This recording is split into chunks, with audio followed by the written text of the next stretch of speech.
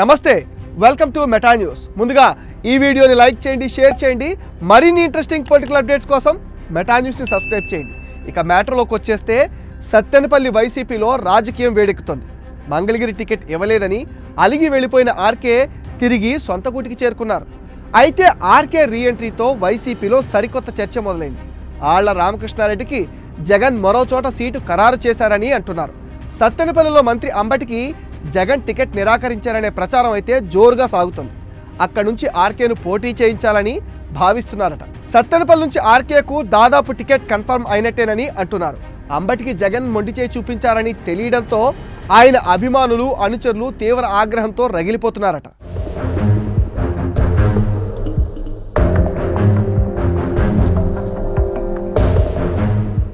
అంబటి రాంబాబు పైన నియోజకవర్గంలో తీవ్ర ప్రజా వ్యతిరేకత ఉంది. ఆయన పూర్తిగా అవినీతిలో కూరుకుపోయారు. అక్రమ మైనింగ్ చేపట్టి ఎడాపెడా దోచేస్తున్నారనే ఆరోపణలు ఉన్నాయి. కొంతకాలంగా మంత్రిపై ఉన్న అసమ్మతి తారాస్థాయికి చేరింది. సీనియర్ నేతలు ఒక్కొక్కరుగా మంత్రికి దూరం అవుతున్నారు. ప్రధాన సామాజిక వర్గ నేతలు సైతం రాంబాబుపై తిరుగుబాటు జెండా ఎగరవేశారు.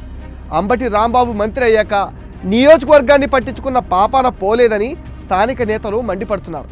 అంబటి పార్టీలో గ్రూపులను ప్రోత్సహిస్తూ విభజించి పాలించు అన్న చందాన వ్యవహరిస్తున్నారని అధిష్టానానికి ఫిర్యాదు కూడా చేశారు. మంత్రికి టికెట్ ఇస్తే సహకరించేది లేదంటూ స్థానిక వైసీపీ నేతలు తెగేసి చెప్పడంతో అధిష్టానం అంబటిని సైడ్ చేయాలనే నిర్ణయానికి వచ్చేసిందట.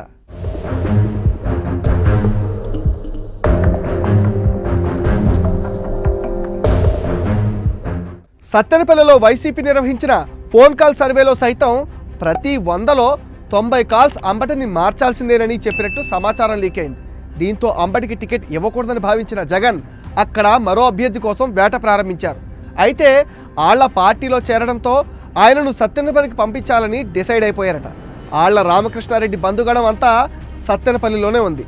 ఆర్కేకు సత్తెనపల్లి కేటాయించి మచిలీపట్నం ఎంపీగా అంబటిని పోటీకి దింపాలనే ఆలోచనలో జగన్ ఉన్నారని అంటున్నారు. మచిలీపట్నం ఎంపీ అభ్యర్థిగా టీడీపీ జనసేన కూటమి నుంచి వల్లభనేని బాలశౌరి పోటీ చేయనున్నారు. ఆయన పైన అంబటిని పోటీకి దించడం ద్వారా స్థానికంగా సమీకరణాలు కలిసి వస్తాయని అంచనా వేస్తున్నారు. ఇద్దరు గుంటూరు జిల్లా నేతలే కావడంతో అక్కడ ఈ నిర్ణయం అమలు దిశగా ఆలోచన జరుగుతోంది.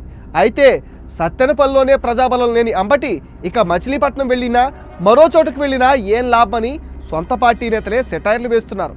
ఇది మెటా న్యూస్ అప్డేట్. ఈ వీడియోను తప్పకుండా లైక్ చేయండి, షేర్ చేయండి. మరిన్ని ఇంట్రెస్టింగ్ పొలిటికల్ అప్డేట్స్ కోసం మెటా న్యూస్ని సబ్స్క్రైబ్ చేయండి.